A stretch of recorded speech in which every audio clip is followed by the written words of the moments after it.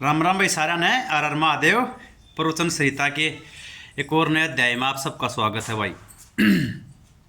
भाई हम हमेशा नु सोचे जा हैं कि बत मैं जवान हूँ बालक हूँ माँ दौर तक घना टाइम पड़ा है, आगे जागे बुढ़ापे में परमात्मा ने स्मरण करेंगे। इब हमारे कुछ सपने हैं आध्यात्मिक जगत न बाद में देखेंगे, पहले अपनी भौतिक उन्नति कर लें।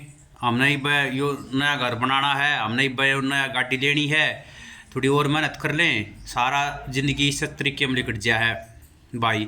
लेकिन भाई तुमने सच्चाई बताऊं, यो पानी के बुलबुले की तरह जीवन हो है, जो अगर पानी पर बुलबुला आवा है और एकदम फूट जाए, इतना ही टाइम का जीवन हो है।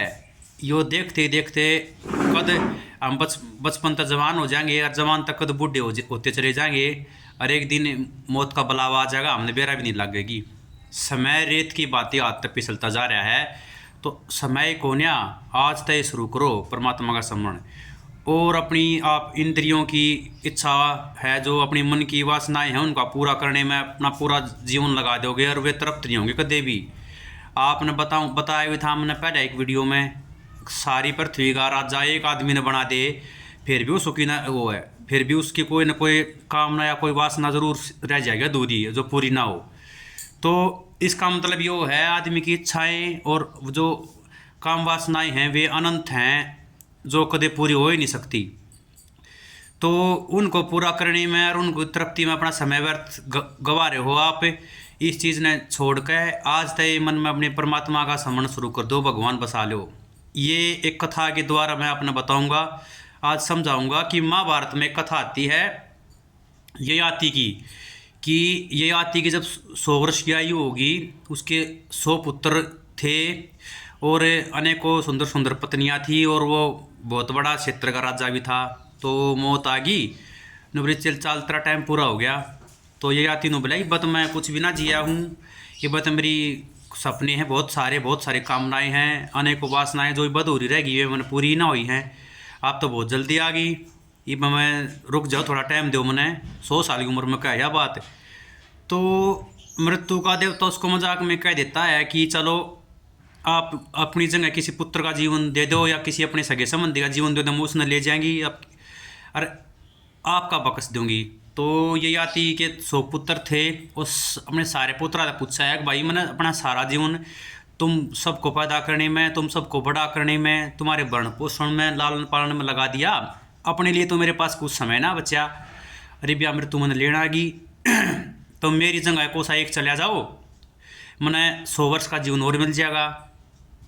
तो उसके पुत्र थे वे सारे नाट गए, न्यू बोले बोले 100 साल की उम्र में तेरी कामनाएं और वासनाएं तो अधूरी रहेगी, तो हम तो तेरे तब बहुत छोटे हैं, हमारे भी बहुत सारे सपने हैं, कामनाएं हैं, हमने भी बहुत कुछ करना है, हमारे दिव्य मतलब पूरे ना हुए हैं, तो हम कैसे चले जाएं। तो ये पूछते पूछते वो सबसे छोटे पुत्र दौरा आ गया।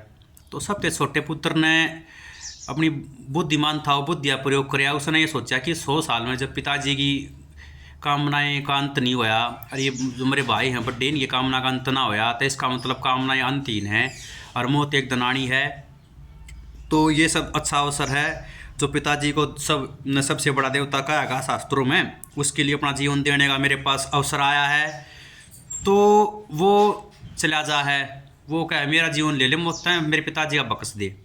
तो वो मौत उसका जीवन ले जाए है, छोटे पुत्र सब तय। और ययाति ने 100 साल का जीवन फिर मिल जाए है। तो वो 100 साल भी देखते देखते पूरे हो जाए हैं, और उस 100 साल में ययाति को और भी पुत्र हो जाए हैं, वह मौत फिर आओ एक साल। तो ययाति वाह बात फिर कह है, अगिब्बत मैंने जीवन कुछ भी ना जिया है, इब्बत मेरी कामना जो वासनाएं हैं वे बिल्कुल तृप्ति नहीं हुई हैं, मेरी बहुत सारी इच्छाएं बाकी हैं, ये बत मैंने कुछ जिया ही ना हूँ मैं तो और टाइम चाहिए।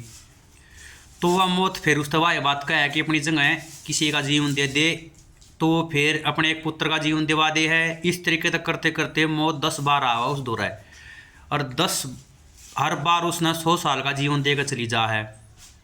वो हर साल नए सिरे से फिर वे इच्छा कामना और वासना का भोग करे है। लेकिन इस तरीके तक करते करते 1000 साल का उसका जीवन हो गया है।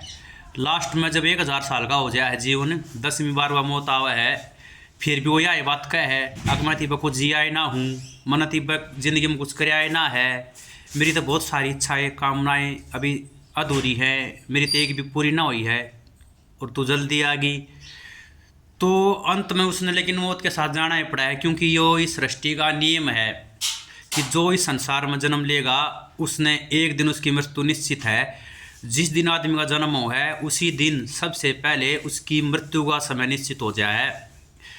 एक एक सांसा की गिनती कम होती चली जा है, ये भी गण कर गाल रखी है भगवान ने। और ये हमने नहीं बेरा किस टाइम ख़त्म हो जाए कि हम 5 मिनट के हैं, 5 साल के हैं, 5 महीने के हैं। तो भाई इस कहानी तो हमने क्या शिक्षा मिली, इस कहानी तो हमने यह शिक्षा मिली आप कितना ये लंबा जीवन जी लो, कितनी ये आपने अपनी कामनाओं की पूर्ति कर लो, कितनी इच्छाओं की पूर्ति कर लो, कितनी वासनाओं की पूर्ति कर लो। ये इंद्रियां कदे भी विषय भोग का तृप्त हो ही नहीं सकती। आप जितना ही विषयों का भोग करोगे इस इंद्रियों के द्वारा, उतनी ही उसकी भूख बढ़ती चली जाएगी। वो अंतहीन है। तो मनुष्य की इच्छाएं भी अंतहीन हैं और मनुष्य की कामनाएं वासनाएं सब अंतहीन हैं, इसका कोई अंत नहीं है।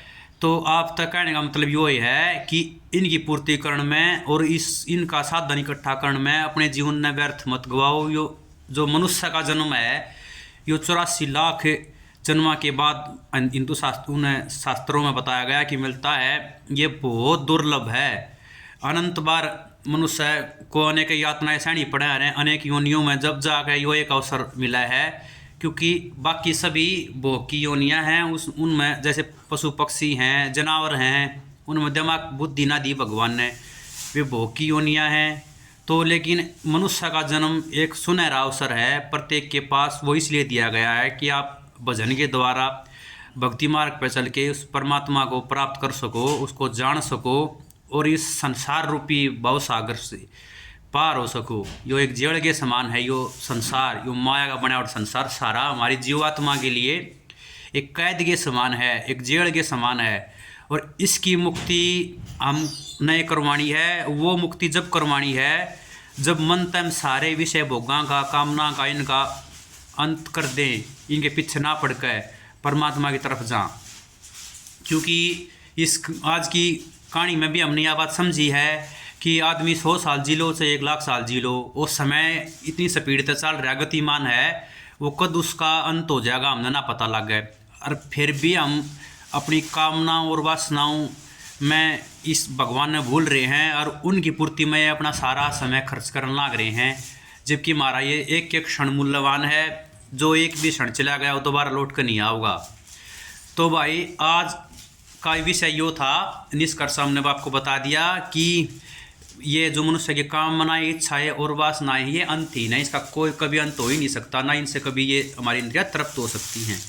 तो इसलिए आप अभ्यास के द्वारा धीरे धीरे मन से इनका त्याग करने का प्रयत्न करें। और ये त्याग जब होगा जब हम इनकी जगह परमात्मा का, जैसे हम इच्छाओं का, कामनाओं का चिंतन करते हैं ना, उनकी जगह हम परम पिता परमेश्वर का चिंतन प्रारंभ कर देंगे, तो उस भगवान की कृपा से ही हम इस माया रूपी संसार पर विजय पा सकते हैं। उनकी कृपा के बनाता भी हम फंस कर रह जाएंगे। तो भाई आज के लिए इतना ही। आपने अगर ये वीडियो पसंद आई हो तो इसको ज़रूर लाइक करें और ज़्यादा से ज़्यादा शेयर करें। आप जिस भी प्लेटफॉर्म पर देख रहे हो, यूट्यूब पर देख रहे हो तो चैनल को सब्सक्राइब करें, फेसबुक या इंस्टाग्राम पर देख रहे हैं तो उसको फॉलो करें और शेयर ज़रूर करें भाई, यही प्रार्थना है। अगर कोई इसमें आपने त्रुटि नज़र आती हो तो आप कमेंट करके बताएं, हम उसने दूर करने का प्रयत्न करेंगे। तो आज के लिए इतना ही, फिर मिलेंगे आपसे एक नई वीडियो में। तब तक स्वस्थ रहें, उस परमपिता परमेश्वर की आप पर कृपा बनी रहे, यही कामना है। जय श्री राम, हर हर महादेव।